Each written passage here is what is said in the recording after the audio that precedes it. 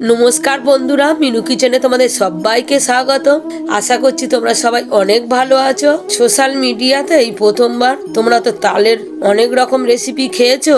এই তালের নরম তুলতুলে রসগোল্লা রেসিপি কি খেয়েছো? চলো আর দেরি না করে ঝটপট রেসিপিটা শুরু করা যাক। সবার প্রথমে তালটার খোসা ছাড়িয়ে নিচ্ছি।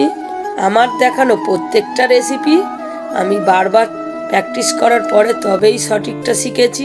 তোমাদেরকে একটাই কথা বলবো, তোমাদের প্র্যাকটিস করতে লাগবে না। আমার দেখানো এই রেসিপিগুলো তোমরা সম্পূর্ণ দেখো।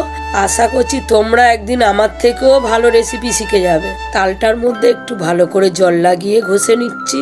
এই তালের রসগোল্লাটা নর্মাল রসগোল্লার থেকেও অনেক বেশি টেস্টি। বিশ্বাস না হলে তোমরা বাড়িতে একবার অবশ্যই ট্রাই করো। পরিমাণ মতো 2 প্যাকেট দুধ নিয়ে নিলাম। দুধটা জাল বসিয়ে দিলাম শুকনো খোলায়। তালের পালটাকে ভালো করে ছেঁকে নিয়ে নিচ্ছি একটা ছেঁকুনির সাহায্যে। এই রেসিপির মেন উদ্দেশ্য হলো তালের পালটাকে ভালো করে ছেঁকে নিতে হবে, তা নাহলে পালটার মধ্যে অনেক ছিপড়া থেকে যায়, ওগুলো বাদ দিয়ে দিতে হবে। এই রেসিপিটা অনেক দিন আগে আমি আমার মামিমার থেকে জন্মাষ্টমীর দিনকে শিখেছিলাম। সত্যি কথা বলতে মামিমা যখন এই যে তালের রসগোল্লাটা আমি খেয়ে বুঝতেই পারিনি যে এটা তাল দিয়ে বানিয়েছে। এর এতটাই স্বাদ ছিল যে আমি ওই দিনকেই বানানোটা শিখেছিলাম। এদিকে দুধটা প্রায় ফুটে গেছে। আমি তালের পালটাকে ভালো করে জাল দিয়ে নিচ্ছি। তালের পালটাকে লো ফ্লেমে জাল দিতে হবে। দুধটার মধ্যে 2 চামচ ভিনেগার দিয়ে দিলাম, দিয়ে ছানা কাটিয়ে নিচ্ছি। তোমরা চাইলে লেবুর রস দিয়েও ছানা কাটাতে পারো। লেবুর রস দিয়ে ছানা কাটালে এটা ঝুড়ো হয়ে যায় ছানাটা, এবং ডালা পাকানোর সময় একটু অসুবিধা হয়। আর ভিনেগার দিয়ে কাটালে ভালো মতো ডালা পাকিয়ে যায় এবং হয়।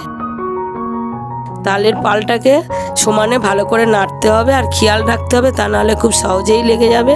লেগে গেলে টেস্টটা কমে যাবে। দুধটা ভালো করে ছানা কাটিয়ে জল ঝাড়িয়ে নিয়েছি। তালের পালটার মধ্যে ছানাটা দিয়ে ভালো করে মিশিয়ে নিচ্ছি। এই রেসিপিটা তোমরা কে কোথা থেকে দেখছো অবশ্যই কমেন্টে জানাবে। তোমাদের কমেন্ট পড়তে আমার খুবই ভালো লাগে। মেশানো যত ভালো হবে টেস্টটা ততটাই বাড়বে। সমানে ভালো করে মেশাতে হবে, হাত দিয়ে দিয়ে এইভাবে চেপে চেপে। এটা মাখতে অনেকটাই সময় লাগবে। চিনির রসটা তাই রেডি করে নিচ্ছি। 1 ঢাকনা চিনির সাথে 3 ঢাকনা জল মিশিয়ে নিতে হবে, তাহলেই এটা পারফেক্ট হবে। তোমরা যদি 1 বাটি চিনি নাও সেই ক্ষেত্রে 3 বাটি জল নিতে হবে। ছানার ডোটাকে মেখে এইভাবে 2 মিনিট রেখে দিতে হবে। 2 মিনিট পরে হাতের তালুতে নিয়ে ভালো করে গোল গোল করে নিতে হবে, ঠিক রসগোল্লার মাপে। সমস্তগুলো ঠিক একই রকমভাবে রেডি করে নিচ্ছি। এদিকে চিনির রসটা সমানে নাড়তে হবে, তা না হলে চিনিটা তলাতে বসে যেতে পারে। মাঝের মধ্যে নাড়তে হবে। সমস্ত রসগোল্লাটা ঠিক একই রকমভাবে রেডি করে নিচ্ছি। এই রেসিপিটা সম্পূর্ণটা মাখার উপরে নির্ভর করে। সবগুলো রেডি করে নিয়ে 10 মিনিটের জন্য ফ্যানের হাওয়ায় রেখে দিলাম। 10 মিনিট পরে ফুটন্ত রসের মধ্যে দিয়ে দিলাম। সঙ্গে সঙ্গে গ্যাসটাকে বন্ধ করে দিয়ে 5 মিনিট ঠিক এইভাবে রেখে দিলাম।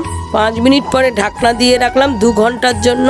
2 ঘন্টার জায়গায় 6 ঘন্টা রাখলে আরও বেশি নরম হবে। আজকের রেসিপিটা যদি তোমাদের ভালো লেগে থাকে চ্যানেলটাকে সাবস্ক্রাইব করে অবশ্যই আমাদের পাশে থাকবে। রেসিপিটা ভালো লেগে থাকলে অবশ্যই সবাইয়ের কাছে শেয়ার করো। দেখা হচ্ছে নতুন কোনো রেসিপিতে। তোমরা সবাই ভালো থেকো, সুস্থ থেকো।